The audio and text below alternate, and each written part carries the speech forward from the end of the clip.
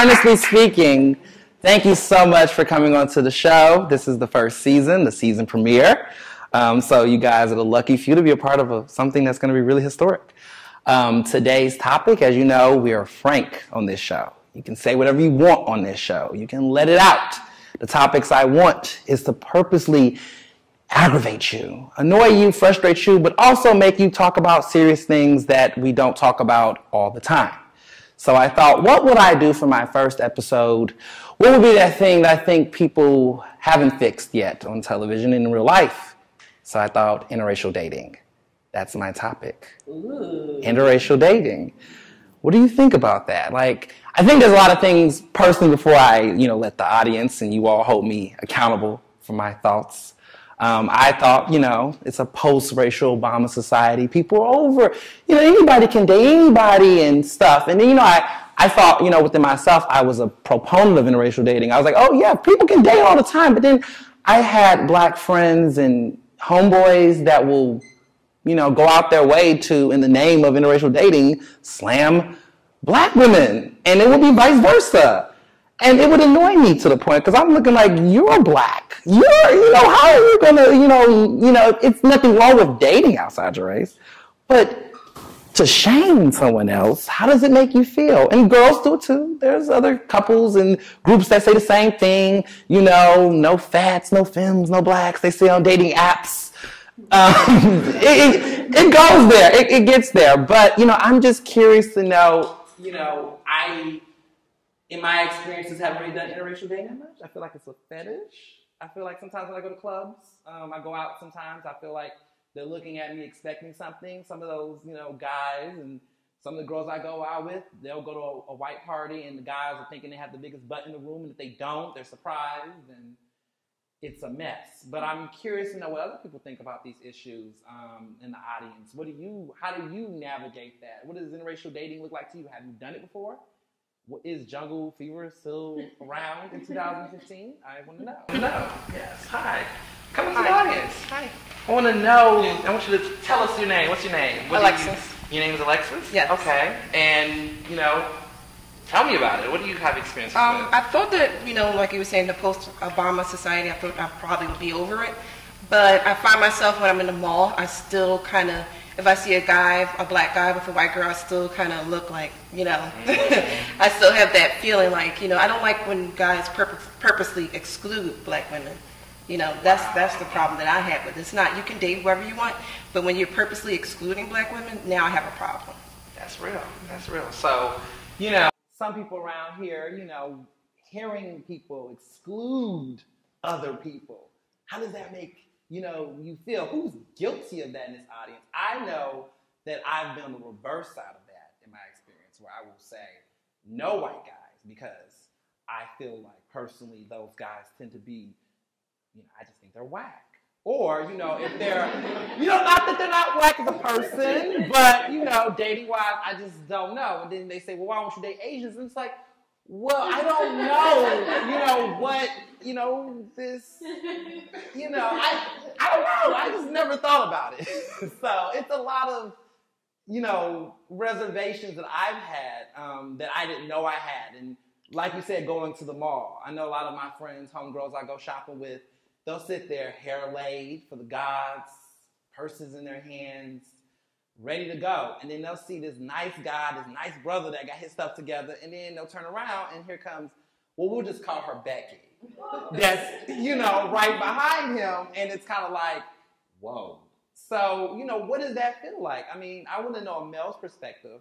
Any men here in the audience want to chime in on those experiences? Guilty of those experiences? No, it's a silence, right? I just want you to know, FYI, for those watching right now in your house, there are men in this room. Several. More than 2. More than 3. And they're quiet right now. I just want you to know that. The male race right now is looking really rough. Some scratching their necks. So I want to know another woman's perspective, I suppose, in this. Since women don't get that much time on television to talk about these issues. So here on Ernestly Speaking, they do. So what are your experiences like? I'm curious. Tell me your name. Stand up. What's your name? Hello, I'm Cassie. Hi, Cassie. I've never dated a interracial before. Ooh. And I don't know. Well, people gonna look at your hair and say, they gonna say, we knew that. She look Afrocentric. They do. They're watching. America's watching. But why? Tell me what will make those reservations that way for yourself. Well, actually, when I was a teenager, I thought that I probably would be more open to it. Mm-hmm. But as I got older and I went to predominantly white schools for both undergrad and for my master's program. So where was your master's program at? At Columbia. Columbia? I shouldn't say Columbia. I was No. But, it's whatever. The president went there, it's fine.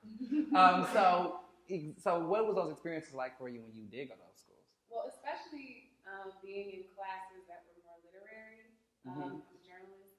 I just felt like I had to do so much explaining for not just myself, but sometimes for my people, which no person should have to do. You should just always have to use I statements, right? Yes. And I just it turned me off the idea of doing any explaining in my romantic life. Right. So. There was a saying that my mother used to say at home. She used to say to me, if he or she, at that time I was little, so, it was both. If she can't use your comb, don't bring her home. Think about that. You heard that? Never heard that before? You're going to tell somebody that today, huh? You're going to tell somebody. You're going to say, girl, Ernest said, if you can't use her, you can bring me home. That's going to be the hashtag. No, it's interesting about the explaining part. I think a lot of people, especially in my experiences, have seen people feel like they have to explain. Even before anyone asks. Before y'all judge. I just want you to know she's real down. She knows she's real trained. That's how they want to say it. It's blatant. Or even with guys, on the flip side with guys, girls have to explain sometimes. But I think a lot of black women get the pass, on having to explain why they date interracially. I don't know why. I look at the numbers. No. No? You don't agree? I don't agree at all. Testify. Hold it accountable. Give me the verdict. Well, no. Through history, it's shown that more times than not, black men will marry and date outside of their race at a higher ratio than the black women. Okay. For instance, I dated outside my race. Pretty much, I dated almost anything under the sun in the male thing. But I've noticed that when I was living in South Carolina, I had a white boyfriend, and my black male friends gave me so much shit about it. They used to call him names like Gray and Buster and all this stuff, only because he was white. He's like, what are you doing with him? Why aren't you with one of us? But wait a minute, what was you doing with old Becky over there? But it doesn't apply to me, because I'm a man, that's Becky. But you're one of us, you're supposed to stick with us. I can do whatever I want to do with Becky, but you can't go and do what you want to do with Derek. Ooh. And that's how it is. And there's a lot of black men see black women as their property as a whole. And they want to see us stick by them even when they don't want to stick by us. We're supposed to be there. I don't care what they say, even if they don't want us, they still want us to want them when they don't want us. They want to feel that man thing. Oh, I'm dropping it. I'm picking it up and putting it on this chair for now. Girl, you better. Let me tell you something. It's a lot. It's a lot of red in that. I have nothing to say on that for a moment. I'm a little speechless. But I do agree. There is a possession there. They think that they it's like they expect you just to sit there and just hold it down all the time. All the time. Even when I don't want you, I still want you to want me, right? And I don't know. It's interesting in those situations. I do feel there is that regard. In the LGBT community, there is weirdness to that. Because I'm going to tell you that I can't ever, as much as I get annoyed with brothers, I just don't leave them. But that's my personal experience, sis. But there is moments where I do get a little disappointed because I do feel like there is a lot of that bashing that happens in the LGBT community. A lot of these guys I know that black will just put on assumptions about certain men. They say, oh, I'm dating a white guy because he got money. He got more money than it. It's that negative type of stuff that, get put down to some of us. I don't hear it as much as women saying it as much, as sisters saying it, black women saying it as much, but I do hear it within the LGBT community where there's a lot of black men who will say it in spite of. So they'll sit up and see me at a club, don't know what I do, don't know that I got my own show, have an Ivy degree from Penn. Columbia's fine. I'm joking. You know, they don't know any of those things, and they just simply think that, you know, regardless of how I dress, how well I talk, whatever I do, I'm a problem. So I do see the reverse side on different communities and sectors. But I just think black women in general, regardless of wherever you are in your orientation or whatever, just gets it hard in general. And that's not even about just dating preferences and things. But I'm curious to know if there's any men who would like to say anything about this. Anyone? You? Stand up. Come to the audience. Come over here. What's your name? My name's Cephas. He's one of the few brave men that decided to get on the show and tell us about it. So what are your experiences like? Well, I'd say like from my best for the straight community, it's been like a sign of status if you are more educated or you have a better paying job that, you know, the white women would come along with it. Yeah.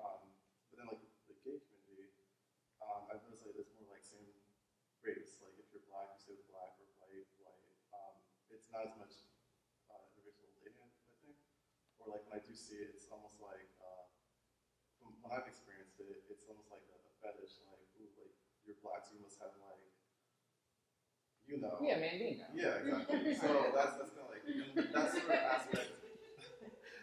So that aspect like really like, you know, turns me off. But I just kind of stick with black men. So, Yay! Yeah. Well, he sticks with his own. I stick with my own too. It's difficult. Preference is preference, but you have to understand what your preference is. You have to understand what your preference is. It's interesting because I do feel like it is a fetish. Like I was saying earlier, my experience was with a fetish. I always felt like there was this idea that, you know, the darker the berry, the sweeter juice in some situations, and in some situations, the richer, the whiter. It's a scale. It's a horrible scale, especially in the idea of fetish. And the joke is that they think, you know, I thought I pushed someone back on this idea of fetish the other day. It was like, when you say someone's a fetish, what makes them a fetish? It has nothing to do with them individually. It's the fact that they're exotic because they're rare. Why are they rare? Because they're not in those spaces normally. So it's really a numbers game. It has nothing to do with anything special. Like, no, black people are special. People of color are unique and special. But the actual, when you sit and you press somebody on why, this one guy was like, oh, your melanin is so, you know, you have nice skin. You have really nice skin. I'm looking like, my skin is black. I'm good. What? I didn't see nothing special. I mean, it's brown. No, you just have a nice glow. And I was trying to figure out what did that mean. I'm looking at him. He was pale as hell. So I was like, maybe it's because he probably haven't seen that many people like me. So to see someone like me in the same space to him was so fascinating. And unfortunately, I've lived in communities where there has been any white people, and I just don't really find them that fascinating to that point where it's like, ooh, they're white. But I think that there's, like you said before, there's like this validation that you feel from being acknowledged. For some reason, some men, women in between will feel like because someone white is valuing them or finding them attractive, they feel like they're championed, you know. And it's interesting when you look at Hollywood, you look at the pop culture celebrities like Kanye West,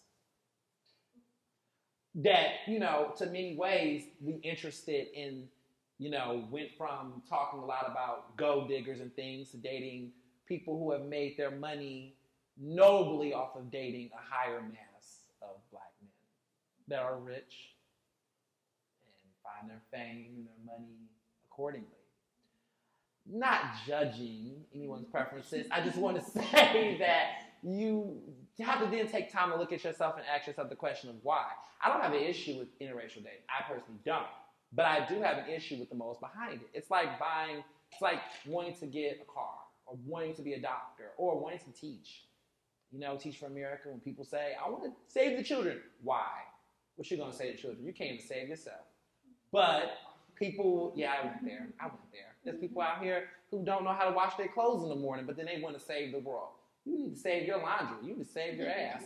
But, you know, that's my opinion. That's Ernestly speaking. But really, though, it's that mentality of, like, what are your motives behind doing it? And so when I go to the barbershop and I go to other places like that where they sit up and say, I got me a white girlfriend because these sisters out here tripping. Oh, so that's supposed to be better? You told me reasons why you don't want to date black women. You never told me reasons why you want to date a white woman.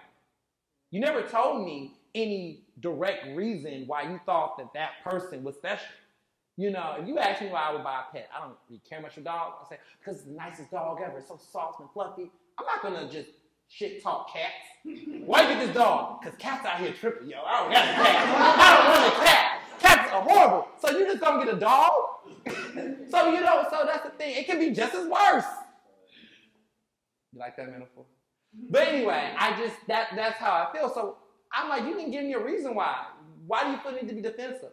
Because at the end of the day, I'm not going to say it's internal racism. That's the easy way to say it. I feel like it's some insecurities within their own selves. What examples do they give of women in their lives? What kind of expectations they feel about themselves? When you actually talk to some of these guys who say this stuff, not only are they messed up on their dating preferences and why, they probably messed up in a lot of other ways. Have you ever met someone that got all their stuff together and then when it comes to this, they say some crazy shit? You like, why did you say that? Why did you think like that? Then you start looking at every other thing that they do and how they process their entire selves within the race. And then when you hear what they're saying about interracial dating, what they're saying about their race as a whole, and then what they say about themselves, it's a larger picture. It doesn't just simply kind of reduce itself only to being about, you know, in my opinion, just dating preferences, you know? I mean, there are people that I know who have grown up in predominantly white, you know, circles and things, and that's why their dating preferences the way they are. But you know, most of those people, you tend to be like, yeah, I can see that sometimes. You know, you got friends like that where you can look at them and be like, yeah, that's mostly, yeah, that makes sense. But then there's other people where you're completely like, where is this coming from? Y'all live on both sides of the hill. And, you know, when I was on campus, you know, when I graduated from Penn, I was at Penn, I saw a lot of that, and the reasons behind it was ridiculous. The type of norms and stereotypes and stuff that they would say. You know, there is that idea that they think white girls are easier, and there's those ideas that black girls are uptight. But then the joke is, those will be the same guys who date the white girl and say they didn't date the black girl, not because she was uptight, because she was just, didn't have class, didn't have all this. But then they get with these girls that on the other end, sometimes I feel like, or guys, that I think kind of are a lot worse in presentation than others, but I can't, who am I to judge? I just think there's more reasons other than what people say up front, you know, together. Has anyone, I guess, in the audience, I guess I'm, you know, curious to know, want to know, is there anybody in the audience who's kind of confronted somebody on their dating preference or something they said? Did you ever put them in check and say, okay, why? Has anyone ever put someone in check? Yeah. Did you have a moment that you want to share? Not really in check, but my son, Oh. yes, he's 17. And So he's about to get out there. No, he's dating, and he started off just dating white girls. Okay. So I asked him You're why, so because black it and was like, beautiful. to me, it was like an insult to me a little bit, because I was So like, you you know, felt why would you just date, how do you feel about me? So I thought it was kind of like a, you know, personal thing, but actually, what you just said, he said that black girls didn't accept him because, you know, the way he acts. So white girls were the ones that accepted him, so that's who, you know, he gravitated towards. Oh. Yeah. Well, you know, when he goes to college, he's going to meet other types of girls because, see, you know, I'm going to get to that, but yeah. I was a person that was totally against it. Like, yeah. People used to laugh and say, watch when your son gets older, he's going to date nothing but white women. And then now everybody thought it was like a big joke, like, you know, look at that, he's dating white girls. So. Right. And he's and is he like open? Is he completely shut off black girls so early? Because he's 17. So I mean, I don't know. You don't know. It's still early, but I'm hoping. Yeah, that makes sense. You know, you be like sisters in the room, like another one bought the dust, another one bought the dust. It's gonna be someone's doctor, someone's millionaire. No, maybe, yeah, who knows? It's just that's complicated because I think a lot of times too is it's interesting because, you know, not to say that maybe I've been a little biased in the male section criticizing men, but there are black women that I do know that they say there's no good black women around, but then I look at the standards and the list of what does that look like, and where does that go? Where do they go? Where do they go on that list? Where do these men go? Because there are men out there available. And I have met men who feel like they've had to go to one spectrum because the other spectrum was messed up. I just don't like, first of all, I just think that's just, side note, I just think that's just like lazy. I think that's narrow to just be that quick to say that. That's like, if I was eating meat all my life, I'm not just going to switch to vegetarian because I had a couple bad experiences with steak. Like, what that look like? I'm just going to completely cut off my meat diet because I had some bad steaks. I'm from Texas. Yes! What is your thoughts on that? So I think I have a couple of thoughts. Yes. One, I think people tend to have stereotypes about if I have friends who feel like there are no good black men, so they're only going to date white men because they feel like the issues they deal with black men will not present themselves with men of other races. Or they feel like white men may be more stable financially, they won't cheat, blah, blah, blah. Well, I have dated across the racial spectrum. So you've been like under the sun too, huh? And, well, I'm Jamaican, so for us, our motto is out of many, one people. So we have white, Indian, Chinese, and we all see each other as Jamaican. We don't necessarily look at race first and foremost. Okay. So moving to this country was an interesting experience because now all of a sudden, no, she's a black girl. Whereas back home, it wasn't I was a black girl, it was I'm Nikki. And so that in and of itself was eye-opening for me. But anyway, back to my original point.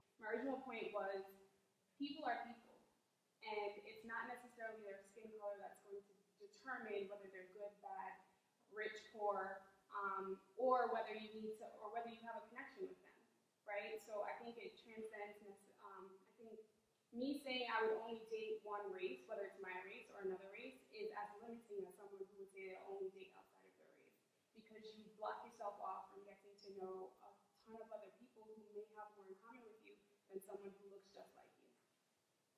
Valid. True. Sometimes I don't want to be explaining something, and I'm a little lazy. And some of my audience members understand what I mean by that because, you know, one woman told me this. I won't say her name, but she said, I had a hard time one time having sex with a white guy when he was pulling my hair. I just started thinking about all types of stuff. And I saw 12 Years a Slave on HBO. So I thought I was Patsy, and it just was an awkward situation. She was dark-skinned. She just said it was just weird to her.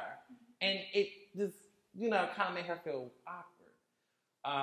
But then she doesn't get help from black guys because then they'll just sit up and shun her too. So that's another conversation for another episode maybe.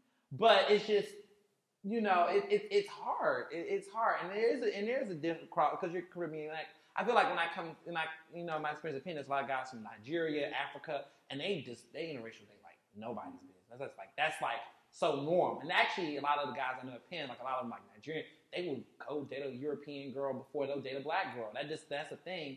But some of them are cheesy too. They'll slang it. See, I get annoyed personally, again, like I said, with the shaming of it all. Like, again, if you're gonna get a dog, be a dog lover. Don't be, you know, talking trash on cats. Someone else may like a cat lover, that's what they like. But don't feel the need that you have to feel like you're invested in having to completely bash and descend another group. And I think also when I push back on like the idea of like, you know, situation like with your son where it was he felt like, you know, that was the only people that was embracing him and adapting him. It does make you think that in many situations, in some scenarios, some people do feel like they are pushed to one category based on their acceptance and embrace, whatever that can mean in some cases. Because I do feel like there's a lot of stereotypes within our own community, expectations and male roles and things. So naturally there'll be guys when you look at them and feel like because they're this type of way, this type of taste, they're not black enough, whatever that means. You know, Rachel Dozel just explained all that to us about like why that was nuts because, you know, there's some people that are actually black and people will feel like push them away, say, oh, you date your white girl. So some of them feel like they're only embraced by that. And they go where they are accepted. People go where they're celebrated. And then there's some people, which I think, in my opinion, a lot of people just like, whoa, ransack themselves in. Just go right in and say, here I am. And don't realize that at the end of the day, the complaints that they had prior was basically centered around other people's expectation of what success looks like. Because a lot of these guys feel like it's a trophy. I mean, let's just be frank. People, even women, they will look at it as a trophy. It's like a prized possession. Like, I worked hard for this. And I think as a community, we can do a better job at trying to find ways to celebrate ourselves and be more pivotal. But then there's not a lot of, I don't like this term because I think it's cheesy, but there's not a lot of black power couples visible and accessible to us to make us, that we see on a regular basis, that makes us aspire to do that. You know, and then the ones who do get in power, it's not necessarily our ideal. Versus you can always see, I feel like there's a lot of times where I'm seeing more interracial couples, power couples, in show business or just in pop culture than other groups. But it's subjective. Yeah. So, don't kill me. I think it was the BET Awards. Yeah. And everyone was making fun of Meek Mill because he seems to be so in love with Nicki Minaj, right? Love them, hate them, whatever the case may be. I don't hate them. I just think she can do better.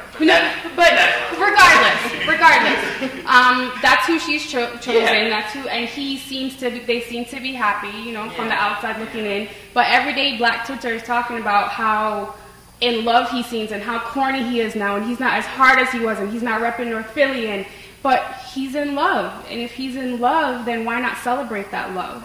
So, and it's to your point where you're saying we're not seeing that many black power couples, and it's like we tear each other down so much that when we see love sometimes and it doesn't look the way we want it to look, as men, they're looking at me and they're like, your love is not supposed to look the way that it's looking right now, and I don't think that's right.